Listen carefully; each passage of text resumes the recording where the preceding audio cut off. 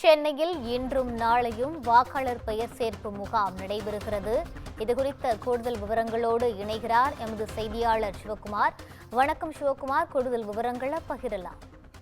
தமிழகத்துல SIR அப்படிங்கிற வாக்காளர் பட்டியல் சிறப்பு தீவிர தீர்த்தல் பணிகள் மேற்கொள்ளப்பட்டிருக்குது. இதுல இறந்து போன வாக்காளர்கள், அதே மாதிரி நிரந்தரமா இடம் மாறியவங்க, ஒன்றுக்கும் மேற்பட்ட இடங்கள்ல பெயர் சேர்த்திருந்த வாக்காளர் ஆகியோர் பெயர்கள் நீக்கப்பட்டது. இந்த திருத்தங்களை மேற்கொண்ட பிறகு கடந்த டிசம்பர் மாதம் 19ஆம் வெளியான வரைவு வாக்காளர் பட்டியல்ல 97,37,832 பெயர்கள் நீக்கப்பட்டு சென்னையில மட்டும் 5,43,76,755 வாக்காளர்கள் மட்டும் இடம்பெற்றிருந்தாங்க. இதனைத் தொடர்ந்து இறுதி வாக்காளர் பட்டியலை தயாரிக்க தொடங்கிச்சுங்க. தொடங்கிய நிலையில வாக்காளர் பட்டியலை இடம்பெறாதவர்கள், அதே மாதிரி பார்த்தீங்கன்னா பெயர் நீக்கப்பட்டவர்கள் 1/1/2026 அன்று 18 வயதை பூர்த்தி செஞ்சவங்க ஆகியோர் புதிய வாக்காளர்கள் போன்ற தங்கள் பெயரை சேர்க்க வாய்ப்பு வழங்கப்பட்டது.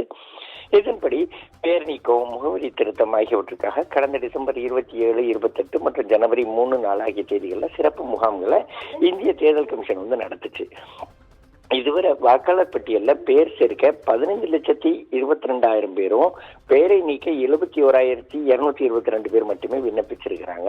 ஆனா நிரந்தரமா இடம் மாறி சென்றதாக கூறப்படும் 66 லட்சம் வாக்காளர்கள் நிறைய பேர் இன்னும் பெயர் சேர்ப்புக்காக விண்ணப்பிப்பார்கள்னு எதிர்பார்த்த நிலையில 15,22,000 பேர் மட்டுமே தற்போது வரை விண்ணப்பிச்சிருக்கிறாங்க.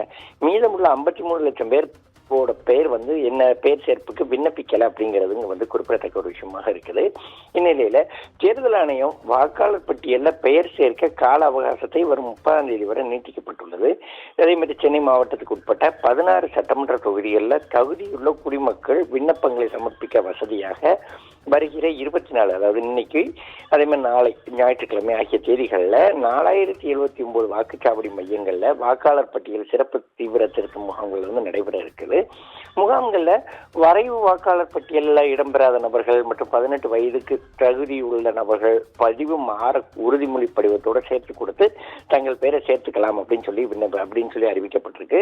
மேலும் ஒரு சட்டமன்ற தொகுதியோட வாக்காளர் பட்டியலில் பெயர் உள்ள எந்த ஒரு வாக்காளரும் முன்மொழியப்பட்ட சேர்க்கைக்கு ஆட்சேபனை தெரிவிக்கவோ அல்லது ஏற்கனவே உள்ள பெயரை நீக்கவோ படிவம் 7 மூலம் விண்ணப்பிக்கலாம் அப்படின்னு சொல்லி அறிவுறுத்தப்பட்டிருக்குது.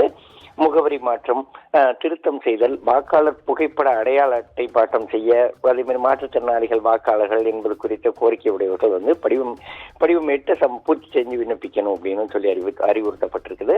பொதுமக்கள் அனைவருமே இந்த வசதியை உபயோகப்படுத்திக் கொள்ளணும் அப்படின்னு சொல்லி தேர்தல் ஆணையம் தரப்புல தெரிவிக்கப்பட்டிருக்குது.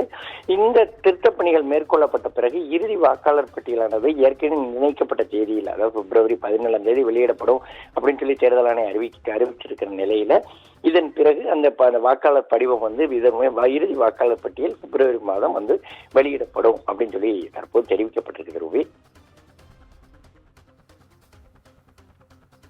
விரிவான விவரங்களை வழங்கியமைக்கு நன்றி சிவகுமார்.